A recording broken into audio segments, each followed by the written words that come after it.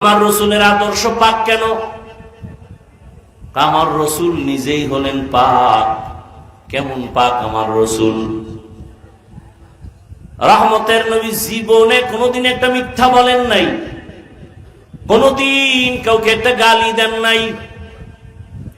রসুল কোনদিন কারো গালির জবাবও দেন নাই।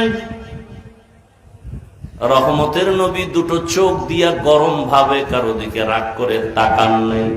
নবী যদি গরম চোখে তাকাইতে ওই লোকটা জায়গায় পুরিয়া ছাই হয়ে যেত, কারণ রসুলের চোখের মধ্যে এই পরিমাণ পাওয়ার। বরং রহমতের নবীর চেহারা আর ব্যবহার দেখে বড় বড় বেঈমান কালেমা পড়েছে। কেমন মায়ার নবী আমার! রহমতের নবীর আদর্শ দেখে জঙ্গলের প্রাণীরা আশিক। রহমতের নবীর আদর্শের সামনে দুনিয়ার সব প্রাণীরা দুর্বল। এ কারণে গর্তের পিপিলিকা পর্যন্ত রসুলকে দেখার তামান্না পেশ করে, নদীর মাছ আমার রসুলকে দেখার তামান্না পেশ করে, জঙ্গলের প্রাণীরা রসুলকে এক নজর দেখার তামান্না পেশ করে, গর্তের সাপ রহমতের নবীকে দেখার জন্য অপেক্ষায় আছে। আবু বকর হিজরতের রাতে যখন আটকায় দিছি, সাপ মনে মনে ভাবছে বুঝি রহমতের নবীরে দেখা হবে না, এজন্য আবু বকরের পায়ে আঘাত করেছি, বিষে ধরে পড়েছে। আবু বকর কান্না করেছেন, রহমতের নবী লালা মোবারক লাগাই দিয়েছেন, বিষ পানি হয়ে গেছে। কেমন মায়ার নবী আমার! যে রহমতের নবী এমন একটা পরিবেশে আছেন যেই সমাজের মানুষগুলো চরিত্রহীন লম্পট। নারী আর পুরুষ একত্রিত হইয়া উলঙ্গ অবস্থায় বাইতুল্লাহ তাওয়াফ করে, সব উলঙ্গ, নারী পুরুষ একসাথে। কয় কি ও কাপড় পরে যাও না কেন? কয় কাপড় চুপুর আমগো তো বেশি ভালো না, এই জন্য আমরা কাপড় চুপুর ছাড়া বাইতুল্লাহ যাই। আমাকে সমাজের কিছু ভদ্র মানুষ পরিচয় দিয়ে বলবে, ভাই চলেন নামাজে। না হুজুর, কাপড় চুপুর ঠিক নেই। বলে না? বলে না? আর ঠিক থাকবে কেমনে? প্রস্রাব করে তো পানি ঠিক মতো নেয় না। এজন্য দরুদের আমল 300 বার প্রতিদিন দরুদ।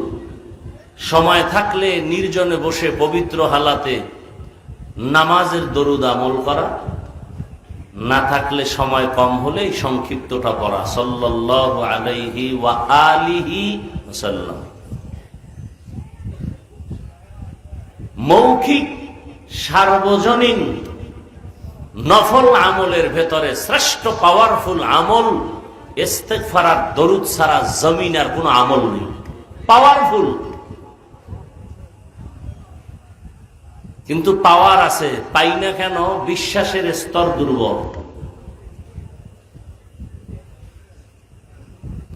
আমি বিশ্বাস কি আমি টুপি মাথায় দিলে আমার বরকত হবে, জীবন যাবে টুপি ফেলবো না। তোমার বিশ্বাস কি টুপি দিলে মাথা গরম হবে, এজন্য আমাদের বয়ানও তোমার টুপি মাথায় উঠাতে পারে না। আমার বিশ্বাস এই পোশাকে আমাকে বঙ্গোপসাগর থেকে একটা থাপ্পড় দিয়া সিলেটের চেয়ারের সম্মানে বসাইছে রসুলের সুন্নত। তোমার বিশ্বাস নাই, যে কারণে বয়ান পরও তোমার সুন্নত মানতে ভালো লাগে না, জবাই করতে মজা লাগে।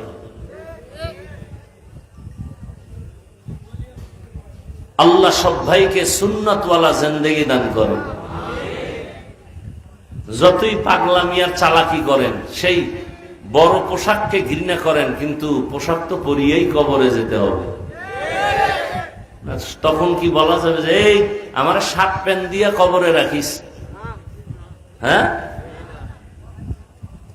হकीकत से तो दुनिया बेखबर है, दुनिया की नुमाइश पर नजर है। नमी गोयम के आज दुनिया जुदा बाश, बाहर कारे के बाशी बा खुदा बाश। जिसते दुनिया आज खुदा गाफिल बुदन में कमाशो नकरा हो फर জিন্দুজান আবদার কশতি হালাকে কশতিয়াস আবো অন্দর জিরে কশতি পুশতিয়াস। পানি ছাড়া নৌকা যেমন চলতে পারে না, তবে ভয়। পানি নৌকার জীবন, কিন্তু ভয় আছে ওই পানি আবার হতে পারে নৌকার জন্য মরণ। দুনিয়া ছাড়া মানুষ আখিরাত কামাই করা যাবে না, তবে ভয়। দুনিয়ায় যদি তোমাকে আমাকে গ্রাস করে দেয়, দুনিয়াই তোমার আমার ধ্বংসের কারণ। হুব্বুদ দুনিয়া রাসু কুল্লি খাতিয়া। দুনিয়ার লোভ, দুনিয়ার মোহাব্বত, ভালোবাসা সব ক্ষতির কারণ। হুজুর কেন ঠিক মতো চলে না? দুনিয়ার ভালোবাসায় পড়ে গেছে। দুনিয়ার ভালোবাসা মোহাব্বত মানুষকে অন্ধ বানায় দেয়। দুনিয়ার লোভে পড়ে মানুষ হক থেকে লাইন ছেড়ে দেয়। সব মানুষ উল্টা পাল্টা হওয়ার পেছনে একটাই কারণ, দুনিয়ার লোভ। আল্লাহ আমাদের সবাইকে বেশি বেশি দরুদের আমল করার তৌফিক দান করেন। উলামায়ে কেরাম আলোচনা করেছেন, ইনশাআল্লাহ আলোচনা আরো চলবে। উলামায়ে কেরামের আলোচনা শুনে শেষ দোয়া করে যাওয়ার তৌফিক আমাদেরকে দান করুন। উলামায়ে কেরামের কথা পরিপূর্ণ রসুলের তরিকায় আমল করার তৌফিক দান করুন। উলামায়ে কেরামদের ইজ্জতকে আল্লাহ বেশি বেশি বাড়ায় দেন। যারা বিরোধিতা করে লেখার মাধ্যমে, বলার মাধ্যমে, মিডিয়ার মাধ্যমে, আল্লাহ ওদের হেদায়াত দান করেন। আল্লাহ আপনার ইলমে ওদের হেদায়াত না থাকলে কুদরতের দ্বারা ওদেরকে ধ্বংস করে দেন। আমি আপনাদের দোয়া নিয়ে চলে যাচ্ছি। সংক্ষিপ্ত আকারে দু চারটি কথা, তরজমাটা বলেন। এই আয়াত ও হাদিসের আল্লাহ বলেন, লাকাদ কানা লাকুম ফি রাসূলিল্লাহি উসওয়াতুন হাসানাহ। ও দুনিয়ার মানুষ, তোমাদের জন্য উত্তম আদর্শ আছে রসুলের মধ্যে, আর কারো মধ্যে নেই। নবীজি বলেন, বিদায় বেলা দুটো জিনিস রেখে গেলাম, আকরাইয়া ধর। ঈমানও যাবে না, সম্মানও তোমার যাবে না। প্রথম জিনিসের নাম পৃথিবীর শ্রেষ্ঠ কিতাব কুরআনুল কারীম। দ্বিতীয় হলো সুন্নতে রসূল, রসুলের আদর্শ। ১৫০০ বছর পরে জীবনে আমরা রসুল দেখি নাই, কিন্তু তার আদর্শ লালন করার কারণে ১৫০০ পরেও কত শান্তি আমরা দেখি। এতগুলো মানুষ যদি দুনিয়ার টাকাওয়ালারা জমা করত, আসা যাওয়ার ভাড়া আগেই দিতে হতো। আসার পরে বসার জন্য ভিআইপি ব্যবস্থা, চেয়ার লাগতো, ফাঁকে ফাঁকে নাস্তা দেওয়া লাগতো। নিয়ন্ত্রণের জন্য কত প্রশাসনের পুলিশ, বিডিআর, আর্মি লাগতো। রসুলের আদর্শ কত দামি। এখানে আপনার আসছেন, এত প্রচন্ড গরম, কাউকে টাকা দিয়ে আনা হয় নাই। সবাই কেউ হেঁটে আসছেন, গাড়ি ভাড়া করে আসছেন। বসার জন্য কোনো ভিআইপি ব্যবস্থাপনা নাই, বরং পৃথিবীর নিকৃষ্টতম থার্ড ক্লাসের বিছানায় আপনারা বসছেন। কে বড়, কে ছোট, কে আলেম, কে মূর্খ, সব একাকার হয়ে বসছেন। নিয়ন্ত্রণ করার জন্য কোনো প্রশাসনের প্রয়োজন হয় নাই। এটা কেমন করে সম্ভব?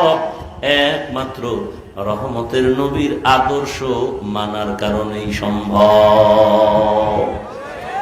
ইমামুল আউয়ালিনাল আখিরিন বহরে সাদকা রাহমাতাল লিল আলামিন। রহমতের নবীর আদর্শ কত পাওয়ারফুল। নবী বলেন, এই দুই জিনিস যারা ধরে রাখবে, আমি চ্যালেঞ্জ দিলাম, তাদের ঈমানও যাবে না, তাদের সম্মানও যাবে না। এত বিপদ, এত ঝামেলা, এত পেরেশানি। যার কাছে রসুলের আদর্শ আছে তার কোনো পেরেশানি নাই। সে জেনারেল লাইনের হইয়াও শান্তিতে আছে, সে ডাক্তার হলেও শান্তিতে আছে, সে প্রফেসর হলেও সম্মানে আছে, সে একজন ইঞ্জিনিয়ার হয়ে থাকলেও সম্মান, শান্তিতে আছে। এর কারণ হলো রসুলের আদর্শই হলো শান্তির ঠিকানা, আর সব আদর্শ অশান্তির বেড়া যাও। আল্লাহর কসম একবার, আল্লাহর কসম দুইবার, আল্লাহর কসম তিনবার না 1000 বার। ভালো করে লিখে রাখো, এই জমিনের মধ্যে যতক্ষণ পর্যন্ত রসুলের আদর্শ বাস্তবায়ন হবে না, পৃথিবীর কোন তন্ত্র মন্ত্র আর নেতা খাতারা এ জমিনের মানুষেরও শান্তি দিতে পারবে না। রসুলের আদর্শ ছাড়া শান্তি দিতে পারবে? নেতা মাইকলে কয় হুজুরের ওয়াজ শুনলে হবে না, আমল করতে হবে। আপনারা প্রশ্ন করতে পারেন না, তাহলে রসুলের আদর্শের দাড়ি কই? আপনার দাড়ি নেই কেন? আপনি সুদের টাকায় ব্যবসা করেন কেন?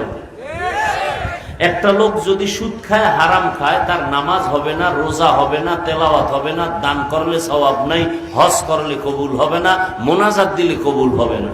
এর যদি আপনি মাথায় নিয়ে নাচেন, তাহলে তো গজব আসা দরকার মিনিটে মিনিটে। আসে না কেন? মুহাম্মদের উম্মত হওয়ার বরকতে। আল্লাহ হেদায়েত দান করুন। পৃথিবীতে আল্লাহর যত দুশ্মন আছে, এর মধ্যে সব থেকে বড় দুশ্মন 2 দল। এক দল সুদের সাথে যারা জড়িত, আর এক দল ওলিয়া উলিয়া যারা মানে না। এই 2 দল হলো আল্লাহর বড় দুশ্মন। বুঝলাম কেমনে যে বড়? আল্লাহ আমি নিজে তোদের সাথে যুদ্ধ করব। ইয়া আইয়ুহাল্লাযীনা আমানুত্তাকুল্লাহ ওয়া যারু মা বাকিয়া মিনার রিবা ইন কুনতুম মুমিনিন ফাইন লাম তাফআলু ফাআযানু বিহারবিন মিনাল্লাহি ওয়া রাসূলিহি। ও মুমিন, আল্লাহর ভয় যদি অন্তরে রাখো, সুদের থেকে বাঁচো। আল্লাহর ভয় থাকলে যদি তেরামি কইরে যাও, তো রেডি থাক, আমি আল্লাহ আমার রসুল সহ রেডি আছি, তোর সাথে যুদ্ধ হবে। কত বড় কথা! আল্লাহ নিজে যুদ্ধ করবেন এই বেঈমানের সাথে। 24টা ঘন্টার সেকেন্ডে সেকেন্ডে ওই সুদের পুরুষটা তার গর্ভধারিণী মায়ের সাথে জিনার গুনাহ। নাউজুবিল্লাহ আসে না? খুব মজা লাগে না সুদ খাইতে? খুব মজা। লাভ কি? হারাম টাকা দিয়া 10 তলা বিল্ডিং করে লাভ কি, যদি বিল্ডিং বাদ দিয়া জঙ্গলে ঘুমাতে হয়? হালাল টাকার বিল্ডিং আর একজনে দখল করবে কিভাবে? বুঝা গেল টাকা হালালের বিল্ডিং নয়, ওটা মানুষের উপরে জুলুম করা টাকা দিয়ে বিল্ডিং করেছে। আমার হালাল টাকার জিনিস কেউ নষ্ট করতে পারবে না, অসম্ভব। আল্লাহ হেদায়েত দান করুন। আর একদল দুশমন বুখারী শরীফের মধ্যে আছে, মান আদালি ওয়ালিয়ান ফাকাদ আযানতুহু বিল হারব। হাদিসে কুদসি, হে রাসূল আপনি বলে দেন, যারা আমার ওলিদের সাথে দুশমনী করবে, যুদ্ধের জন্য রেডি হও, আল্লাহ রেডি। এজন্যই তো আমি সারা বাংলাদেশে বলি, যারা ওলিয়া উলিয়া মানে না, ওরা কোরআন মানে না, বুখারী শরীফ মানে না, ওরা বাতিল, ওরা ভণ্ড। ওদের যারা ভণ্ড বলে না, তারাও ভণ্ড।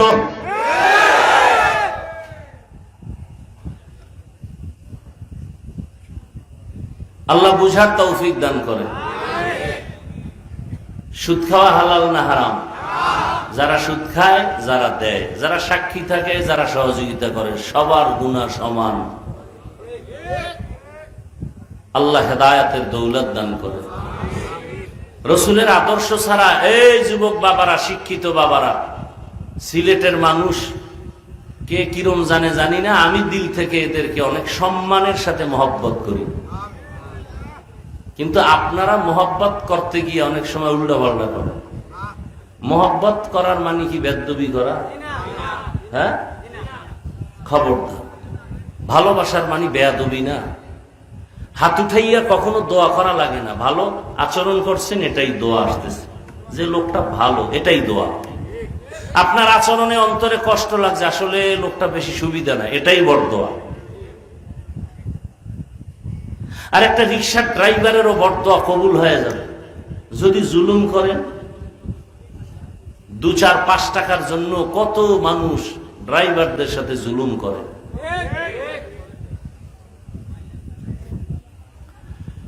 যুবক, বৃদ্ধ, শিক্ষিত বাবারা বলেন তো, রসুলের আদর্শ থেকে আরো সুন্দর আদর্শ কোথাও আছে কিনা? বুঝার চেষ্টা করবেন। আমি এমনি তো জানেন খুব ঠান্ডা মেজাজে বয়ান করি, মানুষকে চাই সে আওয়ামী লীগ হোক বিএনপি হোক, এই এখানে সব লাইনের মানুষ আছে না? বুঝেন, ভালো করে বুঝেন, আছে না? বাংলাদেশে যত লাইন আছে সব লাইনের মানুষ এখানে। এরা যদি জানতো যে হাফিজুর রহমান চরমনায়ের হাত পাখার পক্ষে আজকে ভোট চাইবে, বয়ান করবো, আসতো সবাই? সত্য কথাটা বলেন, আসতো? যদি জানতো হাফিজুর রহমান সাহেব আজকে অন্য একটা দলের পক্ষ হইয়া ভোট চাইতে আসতেছে, বয়ানের মাধ্যমে ভোট চাবে, সবাই আসতো? আসতো? কিন্তু সবাই আসছে কেন, এটা মাথায় রাখা উচিত। এখানে আসছে সবাই যে হাফিজুর রহমান সাহেব যে লাইনেরই থাক, একটু আখেরাতের কথা শুনবো, আমলের কথা শুনবো, নামাজের কথা শুনবো, রোজার কথা শুনবো, জাহান্নামের কথা শুনবো। কথা ঠিক না? এখন আমার যদি রাজনীতির কিছু বলতে হয়, দেশ নিয়ে গরম বানাইতে হয়, তাহলে ইসলামী লাইনে রাজনীতির গরম বানানোর স্টেজ আছে না নাই? আছে না? ইসলামের কত দল আছে, সেখানে গিয়ে গরম বানাইলেই তো হয়। হ্যাঁ, বড় কঠিন জিনিস। কেউ যদি আপনারা এখান থেকে একটা লোক দাঁড়ায় বলতে পারেন, বুঝের মানুষ, যে হাফিজ ভাই রসুলের আদর্শ থেকে উত্তম আদর্শ আর একজনের কাছে আছে, আমি যদি বলি কার কাছে, শেখ মুজিবুর রহমান সাহেবের কাছে আছে। আরে নাউজুবিল্লাহ পরে আমি না কইছি যে আবেগ বেশি, আমি কিন্তু আগেই নিষেধ করছি, নাউজুবিল্লাহ আউজুবিল্লাহ পরে। আমি কি বলতে চাই শুনো। আমি হাফিজুর রহমান তখন কি বলবো, আল্লাহর কসম রসুলেরটা বাদ দিয়া শেখ সাহেবেরটা নিব, ভালো করে বুঝো। সিলেটের জমিনে কেউ যদি দাঁড়ায় বলো, হাফিজ ভাই মদিনার রসুলের থেকে আরো সুন্দর আদর্শ জিয়াউর রহমানের ভেতরে আছে, আল্লাহর কসম আমি রসুলেরটা বাদ দিয়া জিয়াউর রহমান সাহেবেরটা গ্রহণ করব। কিন্তু পারবা বলার মতো সাহস কারো কলিজা আছে? নাই। তাদেরটা কেন?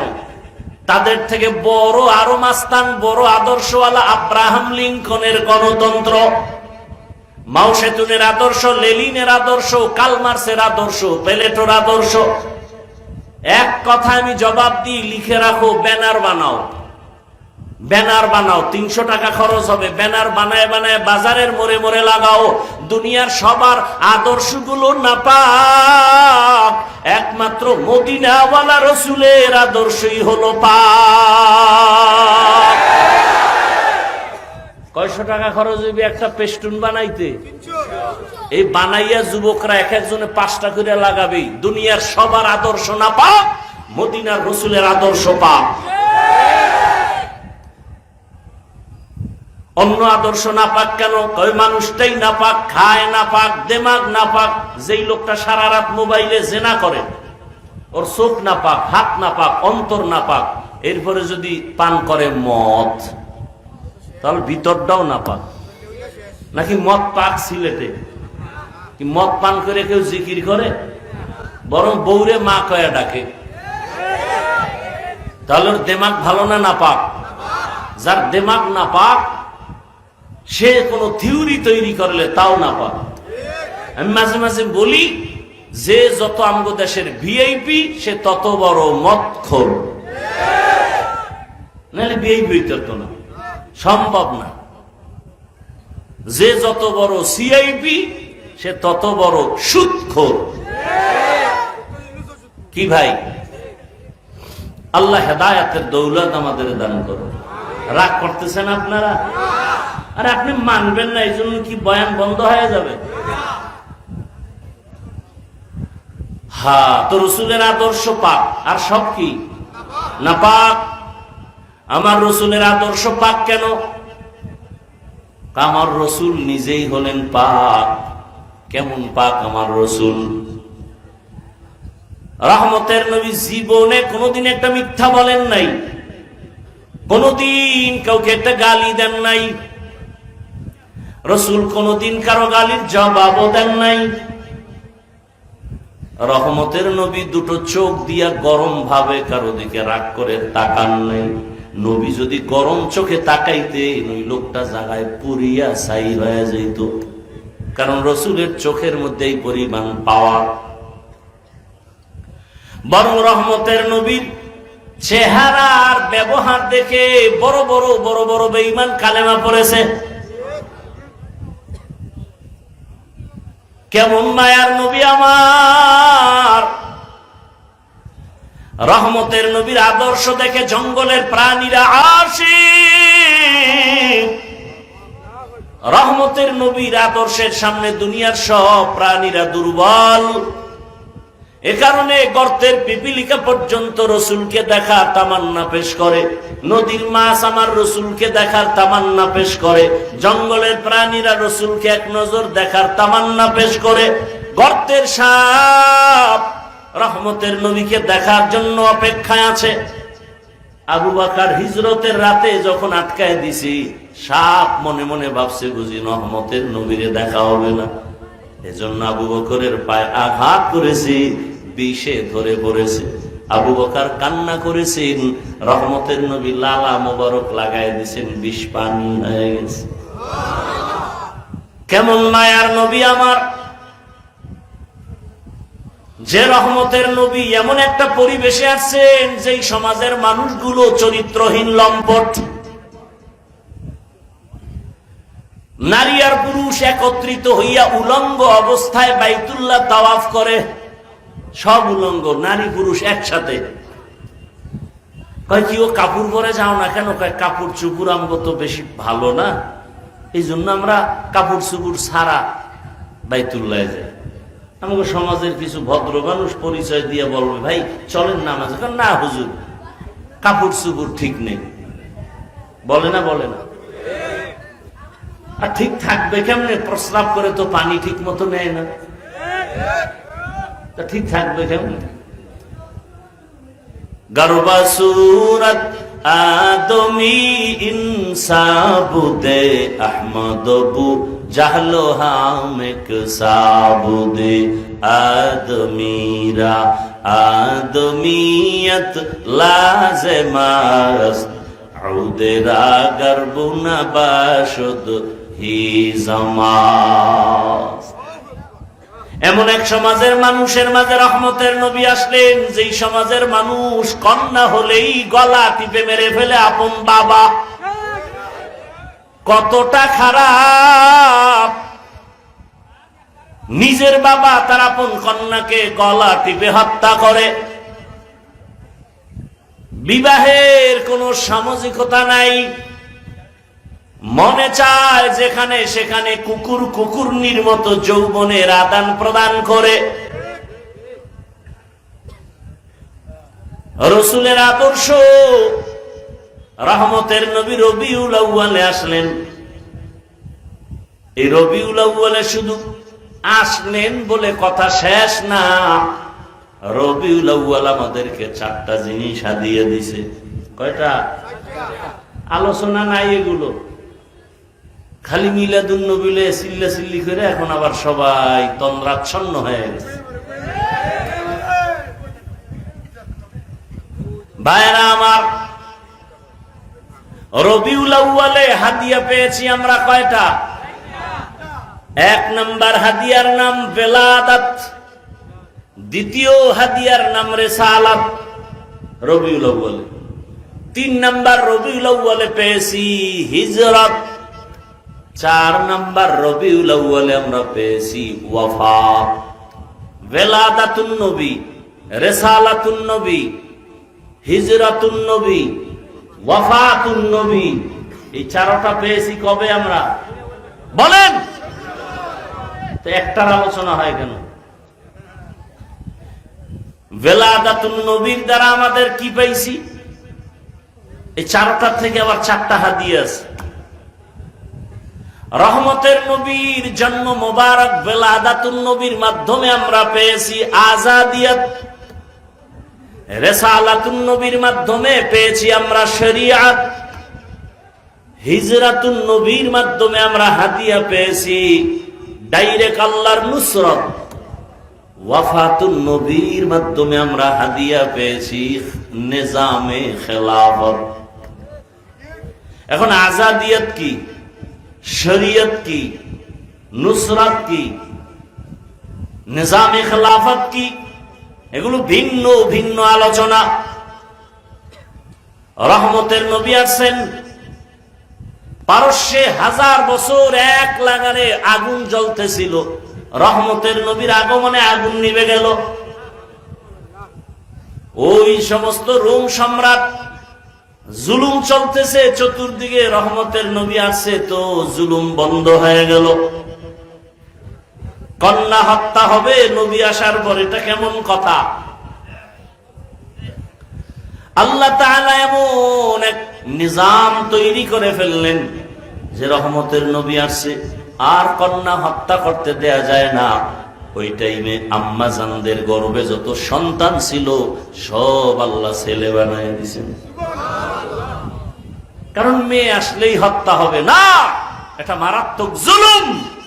এজন্য তো আমি বলি চ্যালেঞ্জ করে, দুনিয়ার সকল ধর্মে নারীদের উপরে জুলুম করেছে, ইসলাম ধর্ম নারীর মর্যাদা অনেক উঁচু করেছে। এটা বুঝার মতো মেধাও নাই। এই জন্য আম্মা জানেরা রাস্তায় নামছে তাদের অধিকার আদায়ের জন্য। হ্যাঁ, নারীদের অধিকার ইসলাম দেয় নাই। যারা বলে ওরা লম্পট, ওরা চরিত্রহীন, ওরা নারী লোভী, ওদের একটারও চরিত্র ভালো না। ইসলাম ছাড়া, আল্লাহর জাতের কসম, ইসলাম ছাড়া নারীর মর্যাদা কোন ধর্মে দেয় নাই। সব ধর্মে জুলুম করেছে নারীর উপরে। জুলুম চলতেছিল, বিধবা পছন্দ করে না। রসুল আসছে, রসুল তো রসুল, কোন তুলনা। কেমন রসুল, কোন তুলনা নাই। নবী যেখানে কদম রাখেন সেখান থেকে দীর্ঘ বছর শুধু মেশকের ঘ্রাণ।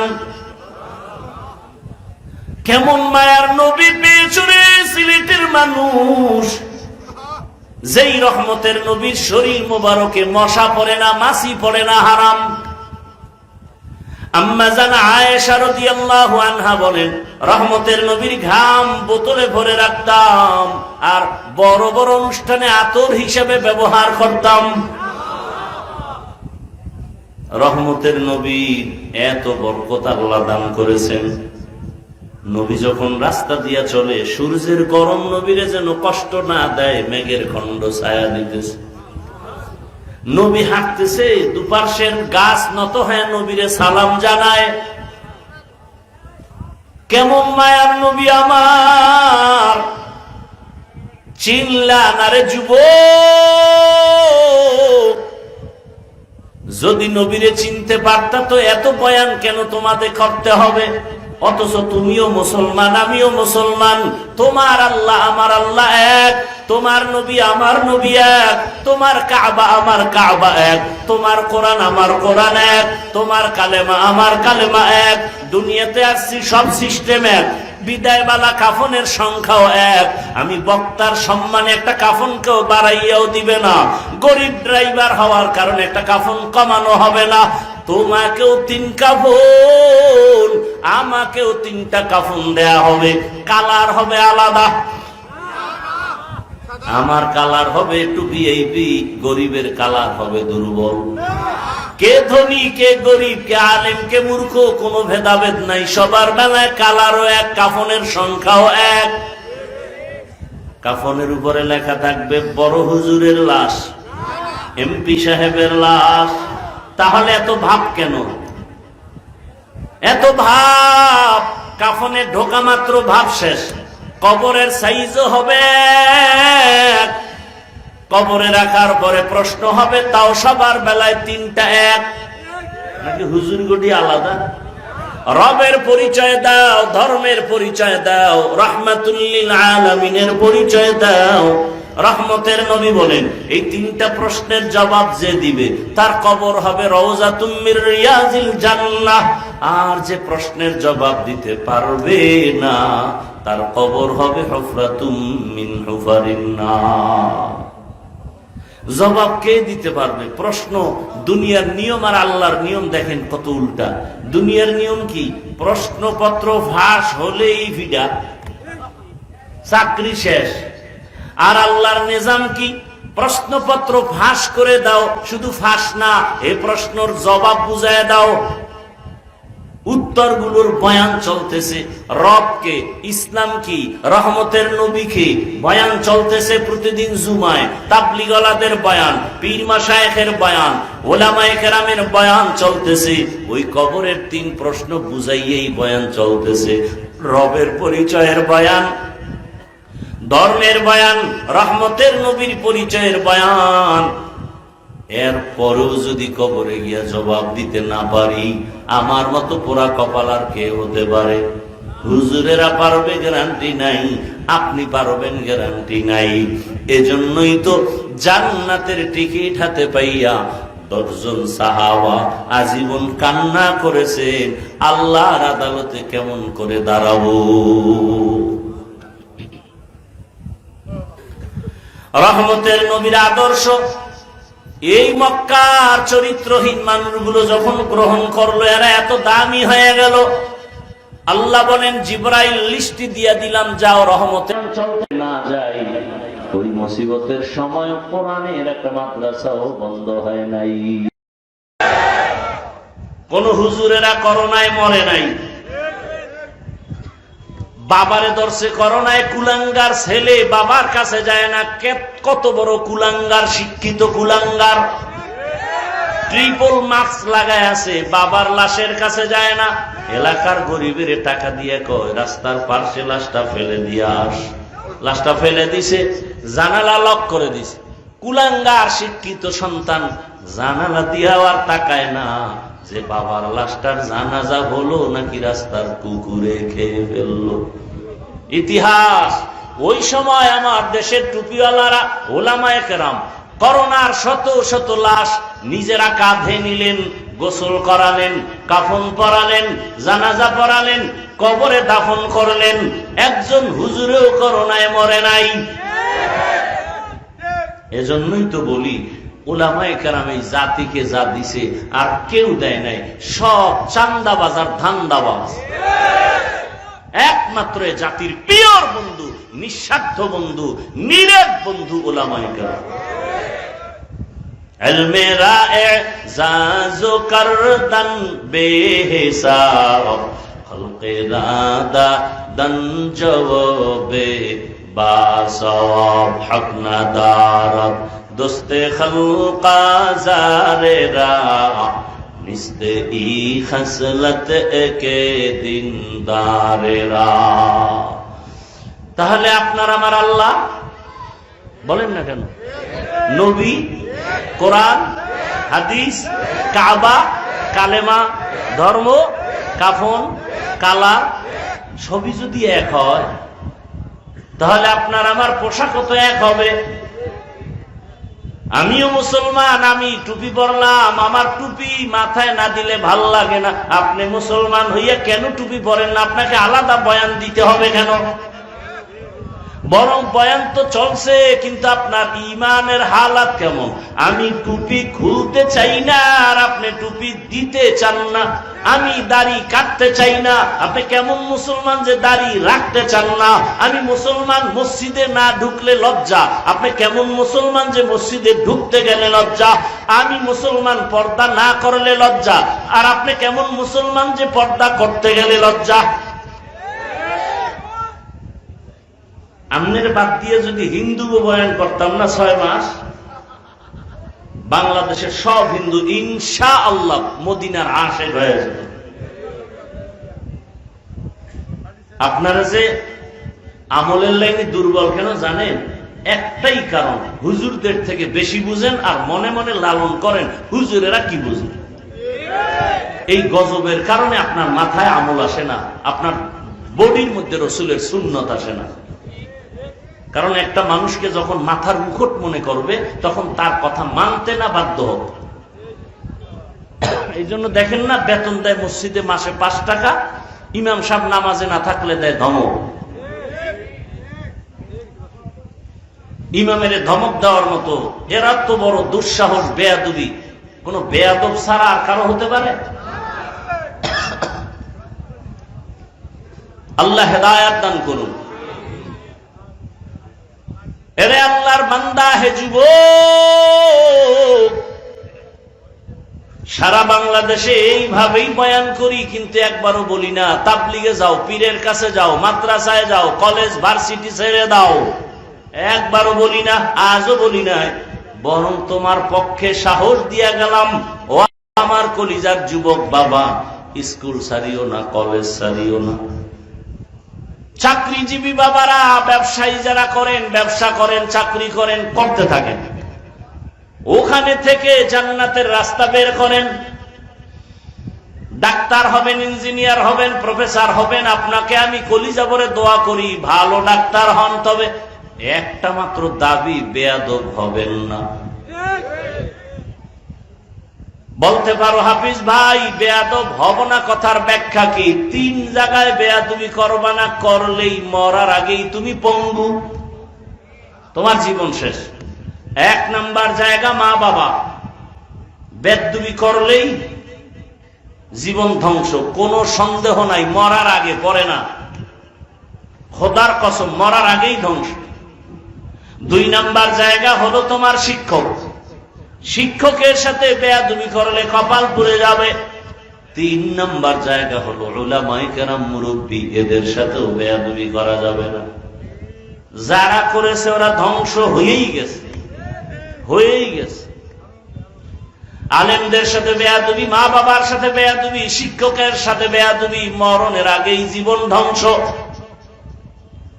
অতএব তুমি আদর্শমান, সর্বোচ্চ সম্মানের ডাক্তার হইয়াও সর্বোচ্চ সম্মান যদি পেতে চাও, ইঞ্জিনিয়ার হইয়াও যদি সর্বোচ্চ সম্মান পেতে চাও, এই 3 জায়গার দোয়া নিয়ে আগাও। কয় জায়গা? মা বাবা, শিক্ষক, ওলামায়ে কেরাম, মুরব্বী, এদের দোয়া নাও। তাহলে ডাক্তার হলেও তুমি বাংলাদেশের মধ্যে সুনাম অর্জন করা ডাক্তার হওয়া।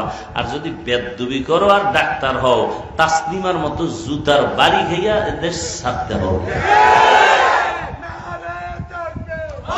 অতএব এই 3 জায়গার দোয়া নিয়ে সামনে আগাও। ও আমার যুবক, মা বাবার দোয়া ছাড়া সামনে কোনোদিন সফলতার দরজা খুলবে না। অতএব যদি বেয়াদবি হইয়াও থাকে, আল্লাহর কাছে তওবা করো, মা বাবার থেকে ক্ষমা নিয়ে নাও। জীবনে তো মনের শখ মিটাইয়া গুনাহ কম করলা না, মনে আশা করছো নামাজ পড়বা না, পড়ো নাই, মনে তোমার শখ লেগেছে তুমি গুনাহ করবা, করেছো, মোবাইল চালাবা, চালাইছো, জীবনে গুনাহ কম করো নাই। আজকে থেকে তওবা করে নাও, আল্লাহর কাছে বলো, হে আল্লাহ, আজকে থেকে গুনাহ মুক্ত জীবন চাই।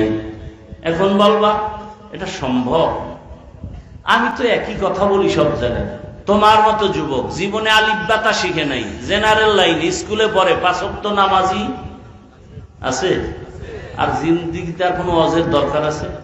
এই শুধু এই কথাটা তোমার বিবেকের জিজ্ঞাসা করো যে এই কপাল পরা, তোর কপালে কার অভিশাপ লাগছে, কার সাথে চূড়ান্ত বেয়াদবি করেছো যে তোর মতো যুবক স্কুল কলেজে পড়ে নামাজ পড়ে, তুই পারো না কেন? অবশ্যই তোমার কপালে কারো না কারো অভিশাপ লাগছে। তোমার মতো যুবক র্যাব, আর্মি, পুলিশ, বিডিআর চাকরি করে, 5 বেলার নামাজ পড়ে, মা বাবার খেদমত করে, তুমি পারো না কেন? অবশ্যই তোমার কপাল পুড়ে গেছে, কার জানি বরদোয়া লাগছে, কার সাথে জানি বেয়াদবি করে ফেলেছে।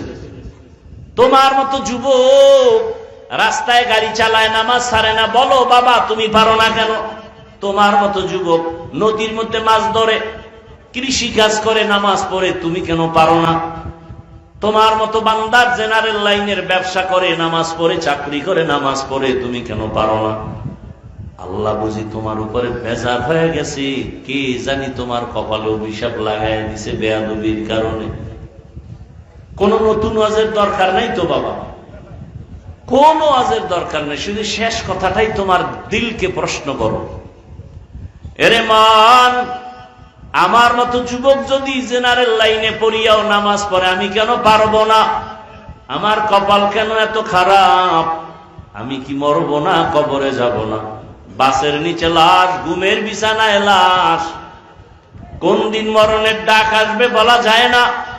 অতএব তওবা করো, মনে মনে তওবা করো। আল্লাহকে মনে মনে বলো, হে আল্লাহ, স্কুলে পড়ি, কলেজে পড়ি, চাকরি করি, ব্যবসা করি, আর নামাজ ছাড়বো না, দাড়ি কাটবো না, বেপরদায় চলবো না, মা বাবাকে কষ্ট দিব না, ওলামায়ে কেরামের দোয়া পরামর্শ নিয়া, শিক্ষকের দোয়া নিয়া, নবীজির আদর্শ মেনে চলবো।